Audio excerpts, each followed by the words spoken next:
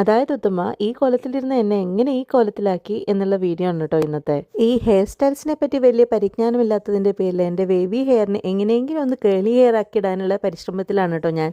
ഇതാണ് ഞാൻ ഇന്ന് ഇടാൻ ഉദ്ദേശിക്കുന്ന ഡ്രസ്സ്. ഇത് ത്രെഡ്സ് ആൻഡ് ബട്ടൺ എന്ന് പറഞ്ഞ ഓൺലൈൻ സ്റ്റോറിൽ നിന്ന് മേടിച്ചതാണ് കേട്ടോ.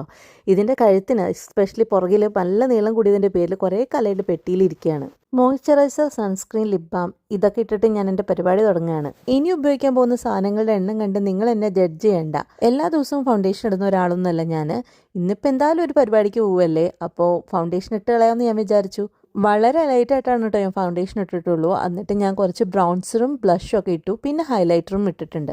ലിപ്സ്റ്റിക് ഇട്ടുകൊണ്ടിരിക്കുമ്പോഴാണ് ഞാൻ ആലോചിച്ചത് ഞാൻ ലിപ് ലൈനർ ഇടാൻ മറന്നുപോയെന്ന്. പിന്നെ ബെറ്റർ ലേറ്റ് ദാൻ നെവർ എന്നല്ല, അതുകൊണ്ട് ഞാൻ അപ്പം തന്നെ ഇട്ടു.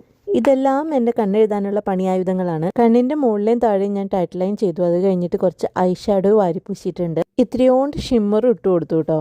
പിന്നെ പുരികം ഒന്ന് ശരിയാക്കി കൊടുത്തു. അടുത്തത് എൻ്റെ ഫേവറേറ്റ് ഐറ്റമാണ് മസ്കാര. ഡ്രസ്സിൻ്റെ കളറും വൈറ്റ് ആൻഡ് ഗോൾഡ് ആയതുകൊണ്ട് അതിന് ചേരുന്ന കുറച്ച് ബാംഗിൾസും പിന്നെ ഒരു ജിമിക്കി കമ്മലും ഇട്ടു കേട്ടോ. ഈ ഡ്രസ്സ് മേടിച്ചപ്പോൾ ഒരു പ്ലെയിൻ വൈറ്റ് ഷോളായിരുന്നു. ഇത് ഞാൻ വേറെ മേടിച്ചൊരു ഷോളാണ് കേട്ടോ. ഞാൻ ഇങ്ങനെ ഒരു പുതയ്ക്കുന്ന ഷേപ്പിലിട്ടത് എൻ്റെ ബാക്കിലെ നെക്ക് കവറായി കിടക്കുന്നുള്ളതുകൊണ്ടാണ്. ഏത് പൊട്ട് തൊടണം എന്നൊരു ചെറിയ കൺഫ്യൂഷന് ശേഷം ഞാൻ ഈ ബ്ലാക്ക് പൊട്ട് തൊടാൻ തീരുമാനിച്ചു. അങ്ങനെ എല്ലാം കൂടെ കഴിഞ്ഞപ്പോൾ ഇതാണ് കേട്ടോ എൻ്റെ ഫൈനൽ ലുക്ക്. ആസ് യൂഷ്വൽ ഞങ്ങൾ റണ്ണിങ് ലേറ്റ്. ലുലുക്കുട്ടീനെ ഡേ കെയറിലാക്കിയ ശേഷം വേണം പരിപാടിക്ക് പോകാൻ.